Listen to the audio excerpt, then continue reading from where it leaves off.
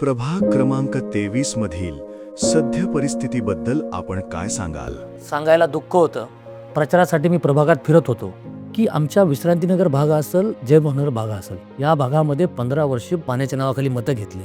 पण माझ्या माता भगिनींना गेल्यानंतरच्या डोळ्यात त्यांच्या पाणी येतं की त्यांना काम करावं की पाण्यासाठी फिरावं. ग्रामीण भागाची अवस्था खूप छान आहे हो, त्याच्यापेक्षा भयानक अवस्था आमच्या शहराची आहे. विश्रांतीनगर आणि जय मनोहर भागामध्ये जर गेलं ना तर पाण्यासाठी अत्यंत दुर्दैवी अवस्था आहे. टँकर येतात रोज, टँकरनं. जसं दुष्काळजन्य परिस्थिती असते ना, ती परिस्थिती आमच्या माता भगिनीवरती तिथं. त्यांना कामं धंदे सोडून टँकरची वाट पाहावं लागते. ते कधी रात्री 12 वाजता येतं, कधी सकाळी 6ला येतं.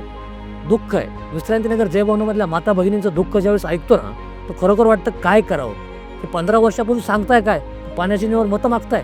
आज आम्ही मिटिंगला गेलो ना, तर त्या महिला मिटिंगला सध्या सर येऊ देत नाहीत हो. त्या सांगतात की आमचं पाण्याचं काय ते सांगा.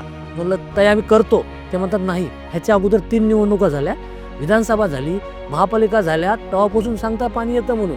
आमच्या गावाकडल्या घरी जरी गेलो ना, तिथं तसं त्या नळाला पाणी येतो. पण आम्ही शहरात राहतो त्याचं असं वाटत नाही आम्ही शहरात आहेत. त्या माता भगिनीला शहरात राहिल्याचा कुठलाही फायदा नाही आहे. त्याला नळच नाही येत अजून तिथं. बरं टँकर आलं ठीक आहे, त्याला टायमिंग पाहिजे ना.